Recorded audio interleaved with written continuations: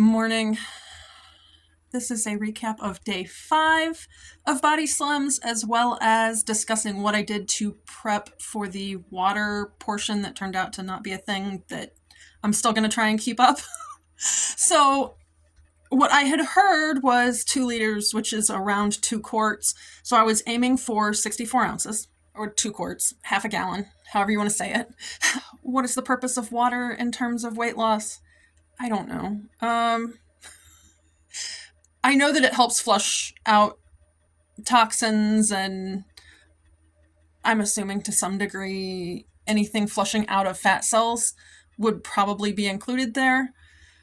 But beyond that, I really don't know what the huge advantage is over water versus coffee or tea or whatever, other than it's a 0-calorie option. I've been around here a while. You know that I was actually drinking milk in place of water for a long time because water would actually break me out in hives and make me itch, which is really not good, especially in the summer. I was doing live streams at the time because I know I was checking in with you guys back then. And when I first started reintroducing water, I was doing, I think it was 2 ounces at a time and upping it. So like, I don't know how often I was upping it, but I was aiming to consistently up it 2 ounces, I think per week maybe, because I was doing lives every week. I don't know. And at the time I was doing like room temperature water because if it was cold or warm, it would also set me off. I did eventually get to the point I could drink colder water. I'm not exactly sure when I started that, but I did get to the point I didn't really worry about hives from drinking water, but I kind of backslid to the milk and didn't really get back from it. So when I started thinking I was going to be doing BodySlims, the first goal was to make sure I could do the different things that would be asked of me to do. And, well, you know, I found out about BodySlims and within 2 days broke my foot, so walking was not the first option. But I could drink water while I recovered. So I wound up working it out. I did 4 ounces because 2 had been okay last time, and I wasn't as reactive to water now. So I went ahead and started in 4-ounce increments and worked my way up from there. And I just divided it out so that I would hit the 64 ounces right around the time I was good to go in terms of I had the all clear from the orthopedic surgeon to be walking and whatnot. So my goal was 64 ounces. I was upping it 4 ounces about every 3 to 4 days, I think it worked out to be. And that's probably my first tip, is to go slowly to make it easy. If you are not used to drinking water, it can be difficult, at least in my opinion. So if you have the time and can, go ahead and start slowly. Say first thing in the morning, drink 4 ounces of water. And then after you've done that for 3 or 4 days, drink 8 ounces of water.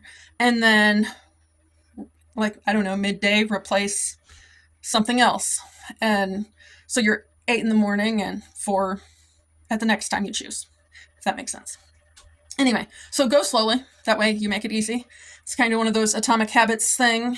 If you make things so small it's stupid not to, it can build on itself and it's easier to make the habit. Make tracking easy. So I have a 20-ounce tumbler here. It's Yeti. I don't know that that really matters, but it just happens to be. Dad had gotten me one and then I replaced it when it disappeared from the shutdown. So my tracking system, it's a 20-ounce tumbler. So each one of these hair ties is 20 ounces. Here. Let's set you guys down. Okay, so when I finish one, I just push it up to the top. When I finish the second one, push it up to the top. And that way I'm not having to go, oh, I need to find my phone and figure out where I'm at and get it recorded. And, there's not anywhere in the BodySlims app to record it. There is in the MyFitnessPal app, not in 20-ounce increments, which kind of makes it a bit of a pain there. But anyway, I know that if I am to the blue because it's 64 ounces is my goal. I've got 4 ounces that I need to get out of this when I'm on the blue, which is pretty easy to do. Like, even if it's bedtime, I'll just drink the 4 ounces and put the cup next to my bed. But in all honesty, as long as I'm through the green before I go to bed, I know over the course of the night I will wake up and drink water.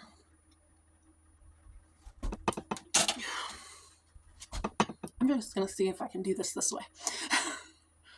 Okay, so I've made the amount easy, I've made the tracking easy, and then a few other tips. Yep, I can't do that.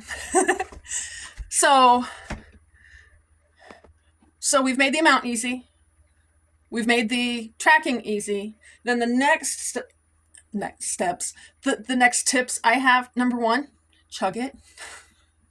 So what I have found is that I will go through an entire tumbler when I walk. I loop my route back past the house. So I will set my water on the trunk of my car or up on the porch. And then every time I loop back past my house, I get a drink. That I'm not having to carry it. It's not in my way. It's not something I have to keep track of, especially important when I have a dog with me. But if I'm not finished with one by the time I go on my walk, I've got problems. So in the mornings, I am trying to get through one when I take my first round of vitamins and supplements. If I can do that, that means that I am pretty well set up. I will have one done in the morning, one done through the afternoon, the third done with my walk in the evenings, and then I've got 4 ounces I need to get sometime between then and bedtime, which is about 4 hours, and that way I am not up all night going to the bathroom. Tip number 2, add some salt or electrolytes. The salt, people with EDS I've got friends that were recently diagnosed and they have their providers telling them that they need to be aiming for like 4,700 milligrams of salt. I don't know if most people need that. I know the point with EDS people is to help with dysautonomia symptoms and keeping those at bay. I just add a pinch of pink Himalayan salt. It was recommended to me by my chiropractor 1 or 2 chiropractors ago, actually as a way to pick up some magnesium because she thought I was deficient in that. I don't know if I was or not, but I definitely couldn't take supplements of it. And if you choose a sea salt or a pink Himalayan, it is a good way to get some of your micronutrients in that you might not get otherwise. So I add salt. Maybe you want to add some electrolyte powder or something. I don't know that matters. Obviously you would have to count the calories in it and probably want something that doesn't have a bunch of sugar, but tip number 3, if your water's not cold enough for you, or if you want it slightly flavored, I have actually found that I like freezing grapes or blueberries. And I will actually use those in place of ice cubes. Obviously, you would want to count the calories, but just throwing them in my water frozen, it keeps the water cold. They thaw out. It slightly flavors the water. So it's just like a hint of sweet. I do actually, at this point, add my inositol to my water. I used to take that with milk, but I just add it to my water now. So I have a touch of sweet most of the time anyway. Not that I necessarily like sweet water, but I need to get the inositol. So that is my last tip on the drinking water. Make it easy and it's more likely to get done, and have a way to keep track. I actually keep 2 quart jars in the refrigerator, so I always have a constant supply of cold filtered water. I guess I should mention that my system for dealing with the water so I can actually drink it without having problems, I get 5-gallon refills in plastic jugs at the grocery store.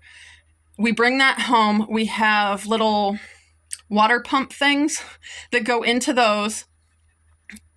I'm using the plural. My son likes water from Martin's in one town. I prefer to get water from another from a Harding's in another town. The water that I use, the town has the cleanest water in the area in terms of actual water testing reports. They also have won awards for taste and stuff based on how clean it is.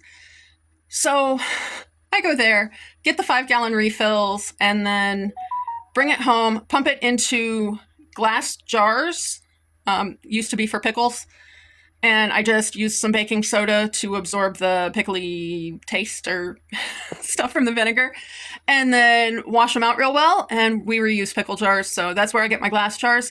And then I also get charcoal filtering sticks from Amazon, and I just toss a couple of those in per gallon. One stick cleans 2 liters, so that works. I'll do 1 stick if I'm using half-gallon jars.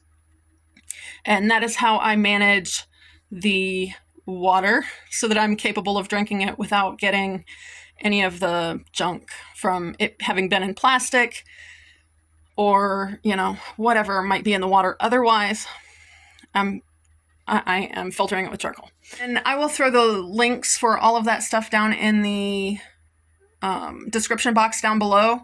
That way you can find out exactly what I am using. Obviously, I can't link the pickles. They're glass jars. I buy pickles by the gallon or half gallon. They're usually Vlasic or Mount Olive. For a while, I was getting Clover from Dollar General, but they quit carrying them.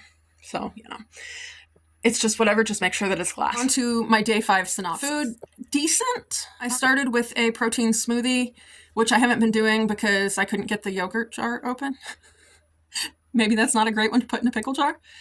But I made some more yogurt, and it was done draining. So I did go ahead and make a smoothie.